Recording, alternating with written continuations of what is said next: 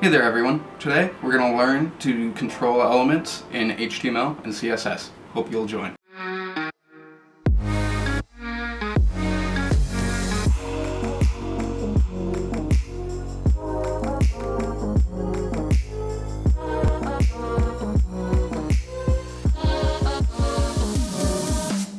Hey there everyone. If you joined us last week, you'll already know that currently we're touching on the topic of display and position. Both of these CSS properties allow for us to control both position and really where our objects and elements are on our page, as well as applying some rules for how they should interact with other objects in the web page. So let's jump into the specifics of each of these display properties and each of the position properties. Let's get started. Before jumping too deep into things, let's go ahead and review the difference between display and position. Really, when it comes down to the differences between the two, with display, what we're controlling is the grid of what we're looking at. Kind of like the rules and grid that you see between different sports. Based on your display method, you would use a different field. For example, with football, you line everyone up in two walls against each other, whereas with soccer, you spread the players out throughout the field. Those would be an example, even though it isn't display, of how we organize things in the same way that the display method is used for in web. Whereas with position, just like in soccer, depending on whether you're a goalie, whether you're a defense or your offense, that defines your position, just like in web, where position is defined by the individual. So let's go ahead and transition into display properties and all of their inner working. To begin with display, we're going to start with the OG, or the original display method for web, being inline. With inline, you are essentially following the same rules that you would in a book. The reason we do this is because early computers were inspired by typewriters. If you don't know what a typewriter is, imagine you're writing a paper like in Google Docs and or Microsoft Word, and as you're typing on your keyboard, you reach the end of the page. Because of that, we have to go to the next line. And just like that actually defines how our inline works. With inline, you have you have elements that have no width or height. They only take up the space that they need to. And because of that, as we see here on the screen, we have these two small blocks next to each other, and our larger block, which is invisible due to the lack of width and height, we have a block that takes up an entire line, and then a second block that takes up the next line. With inline, you can essentially imagine that you can essentially look at it as every object having its own line in order to be able to define itself and take up its space. So let's go ahead and move on into our next display property. Following inline, we have the block display. With block, let me go ahead and change, a little sneak peek to the future. But with our block display, we essentially have a system where our display property actually pays attention to our width and height in context of the container. However, because of block, every element we have takes up the full width.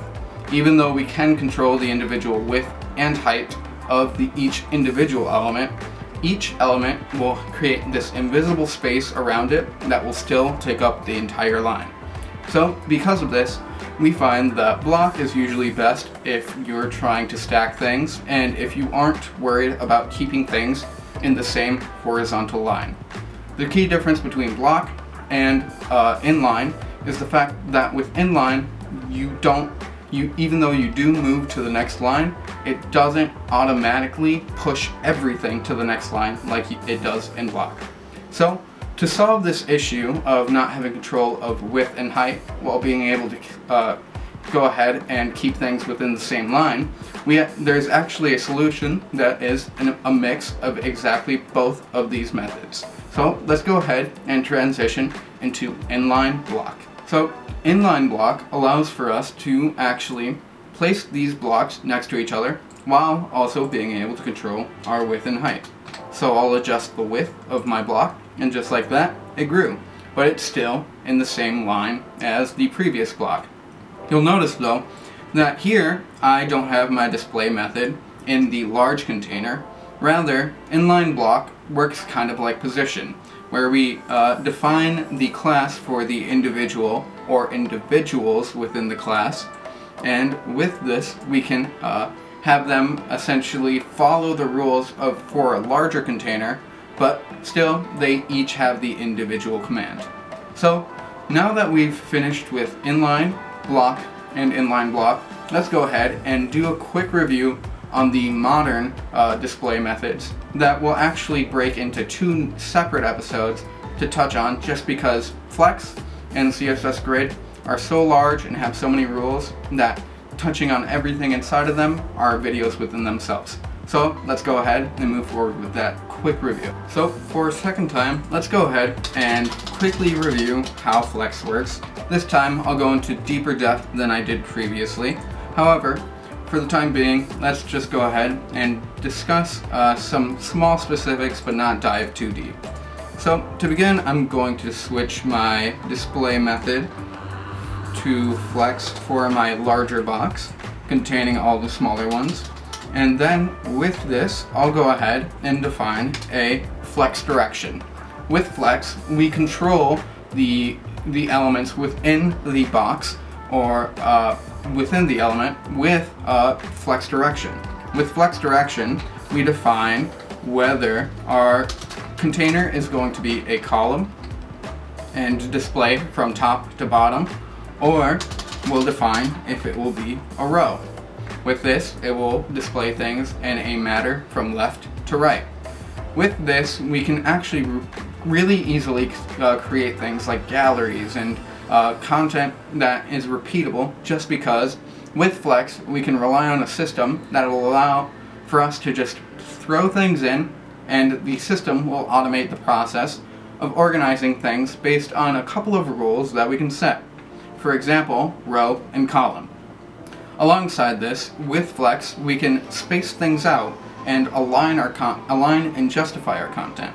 When it comes to align and justify, these will be our primary actors or rules for keeping control of the position of things within the Flex box. Obviously, we can use CSS properties such as margin and or padding to push things around with those little invisible force fields. But if you want to avoid using those to avoid a sticky mess in the future with having to go back to your code for an invisible item that you can't see but might have to control in the future, we have the alignment and justification inside of Flexbox. For example, I'll go ahead and align my content to center, and align was incorrect. We'll go ahead and justify, and like that, we justified our content into the center of our block, and we didn't have to mess with any numbers at all. Automatically, our items were centered, and if we keep adding more, it will continue to do so no matter how many are added in. So let me go ahead and paste this in here, and we see that even though I added another block, somehow everything's taken care of for us. So let's go ahead and move over into CSS Grid and talk in more depth about that as well. So for our final display property, we're going to touch on CSS Grid. With CSS Grid, essentially what we get to do is create a battleship sort of map. If you've ever played D&D or battleships, or are even familiar with a coordinate grid system, you'll know how to use CSS Grid. When it comes to CSS Grid, what we do is define some rows and columns and rows in order to create a grid with coordinates. With this, we can go ahead and define blocks. So for example, here I created 3 rows and 3 columns. So through the commands of grid template row and grid template height. With this, I can go ahead and go to my individual items and control their position, not through a position value, but rather something that's specific to Grid, CSS Grid. So with this, I have to use the commands grid row and grid column. With grid row and grid column, I can go ahead and define what row I'd like my position to be for a individual element, as well as the column. So for example, if I wanted this top left block to actually end up taking up more space, I could change its range from block 1, starting at 1 and ending at 1, to ending at 2, starting at 1 and ending at 2. Now, you don't see a difference, and that's because the size of our block, but if we actually went ahead and changed where this block was, we would find that if we changed its position to 2, 2, suddenly it's gone, and the reason being it's underneath our small block number 2 actually. So let me go ahead and change the color of this text to make it easier to read, and with that we can see that small block 2 is on top, even though small block 1 is in the exact same position. With this, we can actually go ahead and define the z-index, but that's something we'll touch on later. But to continue on, we also have some separate rules inside of CSS Grid, and an important concept to understand would be span. Because CSS Grid can automatically, just like Flexbox,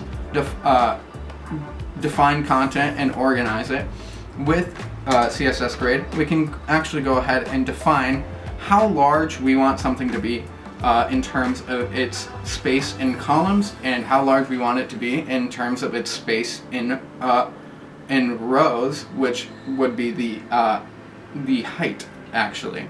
So if you watch, I'm actually go ahead and change the span from nothing to 2.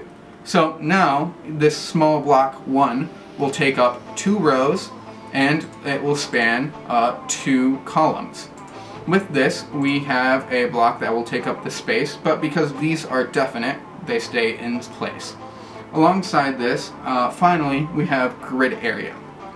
With grid area, I'll actually teach you guys about in the individual CSS Grid episode, but the really cool thing about CSS Grid and grid area is the fact that we can name our areas. I'm going to hold off on typing out the syntax just for now, because it can be messy and it can be a lot to look at, which is why we'll take our time with it in a separate episode. But for the time being, just think about and have some thrill about how easy it would be to be able to name an area on your page and be able to assign a property to go to that area no matter what.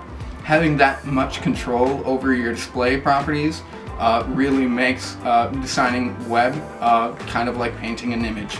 So now that we've reviewed CSS Grid a second time, let's go ahead and take another look at our position properties in CSS. So today we've learned about inline block, Flexbox, and CSS Grid. With all of these, we have control of the entire playing field when it comes to the world of web development. Now, to move forward, we'll be touching on position, and to do that, we'll actually focus on that next week, because with position, we really have full control and really can create something that's this close to art when it comes to web design. So hopefully you'll join then for part 3 of display and positions. I'll see you next week.